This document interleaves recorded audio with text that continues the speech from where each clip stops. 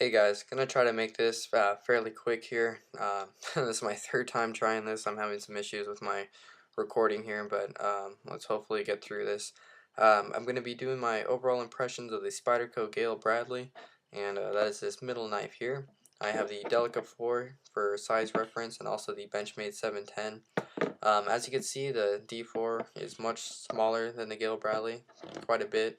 A little bit similar, but overall the Gayle Bradley's bigger, and the 710 completely outlengthens the Gayle Bradley handle. Handle is about the same, but the blade is quite a bit longer. So holding both of these knives up here, you can see that the 710 is much longer overall. So the Gayle Bradley is about a medium-sized EDC knife. Um, I wouldn't even say EDC. This is a worker's man knife, extremely heavy duty. So before I get into my thoughts and stuff on this, I'm going to give the specs. Close here we have 4 and 11/16 inches. Blade 3 and 7/16 of an inch. The cutting edge is 3 and 3/16 of an inch. And the overall length on this knife is 8 and 5/64 of an inch. So just under 8, or just over 8 inches.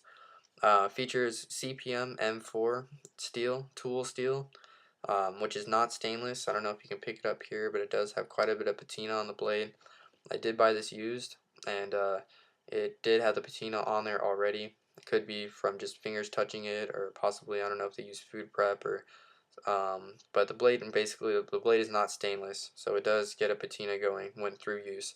But with that being said, this knife is meant for use. So anyways, also the weight on this knife, it's another thing. It's 5.5 ounces. So this is a hefty folder. This is very heavy. It is my heaviest knife that I own, but I have adapted to it and I do not mind it anymore. I'll go here. We have pocket clip, hourglass pocket clip, tip up, tip down, right, left carry. Does come tip up, right hand carry. It's got a big lanyard hole there if you want to use a lanyard. It is pillar construction, torque screws. It's got 4 holding it together. Got 3 here, 3 pillars, and then with a pivot screw. Uh, Obviously, as you see here, it is carbon fiber scales. Oops. See how loud that was? This thing's heavy. It is carbon fiber scales, made in Taiwan. Great quality, just like I'd expect after having the Sage 1 3D textured carbon fiber. As you can see, the liners kind of protrude out from the carbon fiber scales, so the scales kind of sit on the liners. So this thing is very beefy. See how thick those liners are, even compared to the carbon fiber. Also, too, the clip, it's anodized black, so just like the black anodized finished wire clip with out of the Sage 1. Centering is perfect. Uh, this thing is super sharp. Opening is super smooth. It's got a nice clunk to it as it opens. Super thick liners, about 40% lockup, not going anywhere. We got a little bit of jimping here on the liner lock. There is no cutout for the liner, so you kind of just wedge your thumb in there, push it over, move it down. There is jimping here on the thumb ramp. There is also no cutout for thumb hole here, for the thumb hole, but it doesn't really matter because it's high enough out of the blade where it's easy to grab.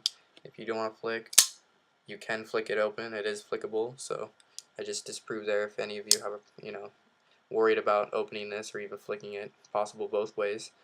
And yeah, just overall, it's a really comfortable knife. It's definitely one I kind of had that kind of grew on me though.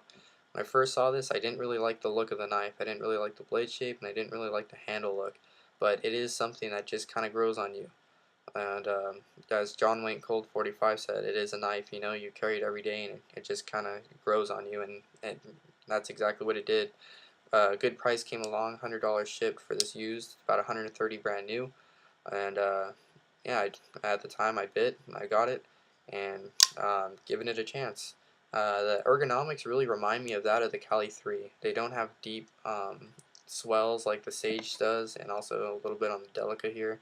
It's very kind of flat lined with a little bit of ridges.